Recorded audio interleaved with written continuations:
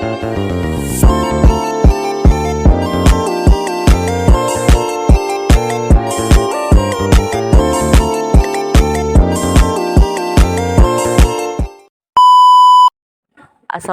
warahmatullahi wabarakatuh. Perkenalkan, nama saya Nabrian Muhammad Faiz dan rekan saya yang bernama M. Abian Fakih Fauzi. Kami dari kelas 10 TKJ 1 SMK Negeri 3 Pandeglang. Kami di sini akan menjelaskan apa itu TCP/IP. A few moments later.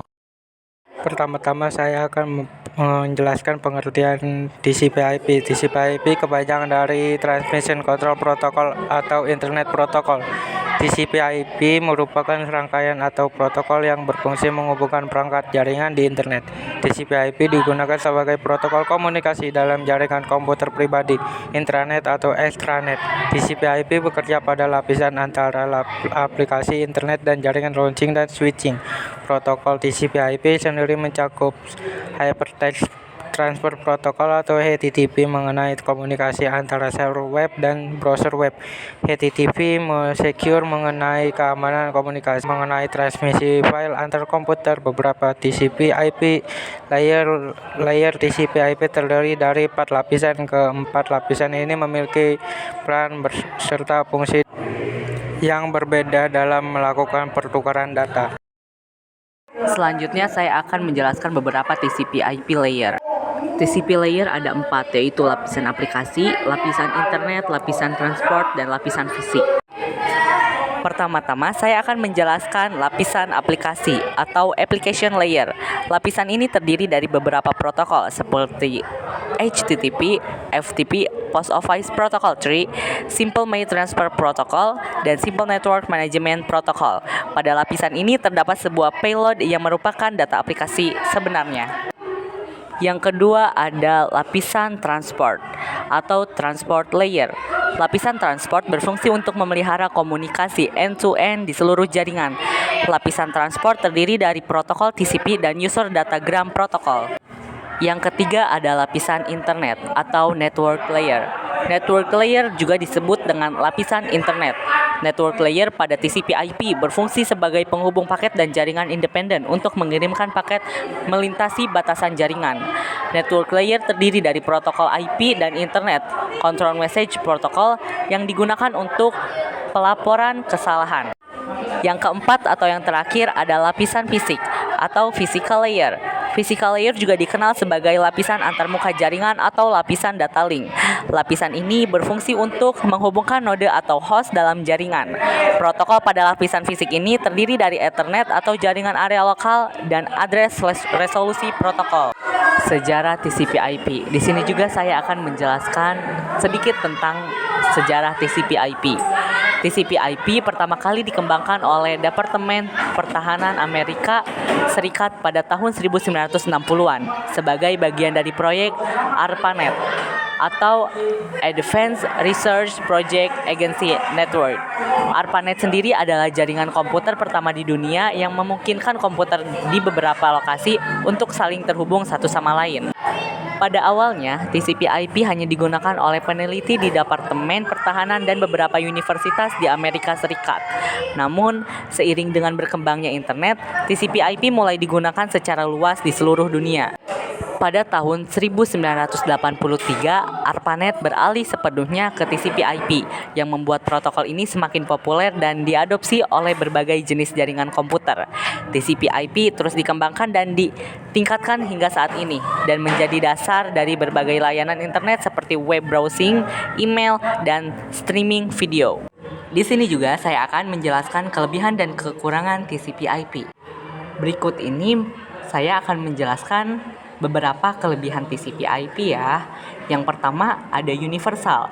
TCP/IP digunakan di seluruh dunia dan mendukung beberapa jenis perangkat dan jaringan. Yang kedua dapat diandalkan. TCP/IP menawarkan pengiriman data yang andal dan error free melalui koneksi yang stabil dan aman. Yang ketiga mudah dikonfigurasi. TCP/IP mudah dikonfigurasi dan digunakan dan memiliki banyak tools yang tersedia untuk mengelola jaringan. Yang keempat, ada fleksibel.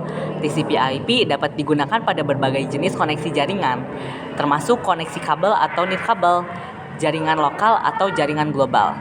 Yang kelima, Dukungan besar. TCP/IP didukung oleh sejumlah besar perangkat keras dan perangkat lunak, sehingga dapat digunakan di hampir semua perangkat yang terhubung di internet. Selanjutnya, saya akan menjelaskan beberapa kekurangan TCP/IP ya. Pertama, keamanan. TCP/IP rentan terhadap serangan keamanan dan mudah diretas jika tidak diatur dengan benar. Kedua, penggunaan bandwidth. TCP/IP memerlukan banyak bandwidth untuk mengirim data sehingga dapat menjadi lambat pada jaringan yang sibuk. Yang keempat, kompleksitas. TCP/IP memiliki banyak fitur dan konfigurasi yang kompleks sehingga membutuhkan keterampilan dan pengetahuan teknis yang lebih tinggi untuk mengatur dan mengelola jaringan dengan benar. Yang kelima, keterbatasan ukuran paket.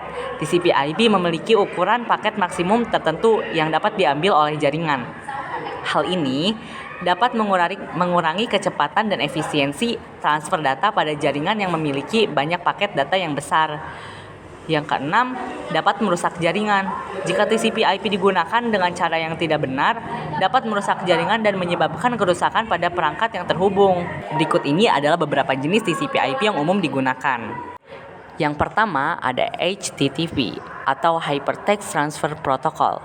Protokol HTTP atau Hypertext Transfer Protocol ini digunakan untuk mengirim dan menerima halaman web melalui internet.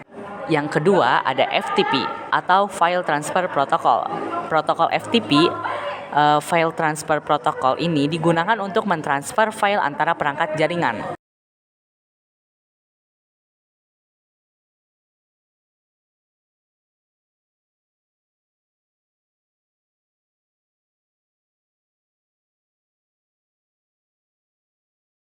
Yang keempat ada Telnet atau protokol Telnet ini digunakan untuk mengakses dan mengontrol perangkat jaringan dari jarak jauh.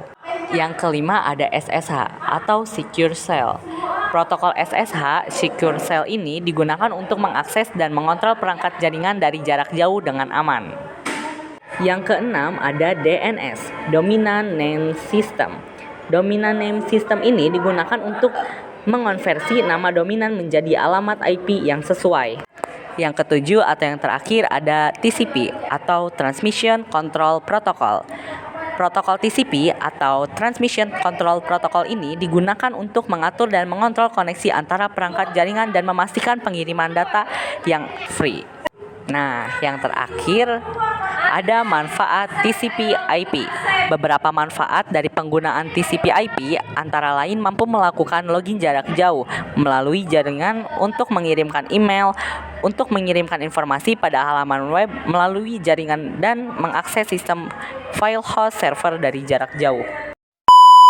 Terima kasih buat semuanya yang telah menonton dan mendengarkan sedikit penjelasan dari kami tentang TCP/IP. Kurang lebihnya mohon maaf. Terima kasih. Wassalamualaikum warahmatullahi wabarakatuh. Bye-bye.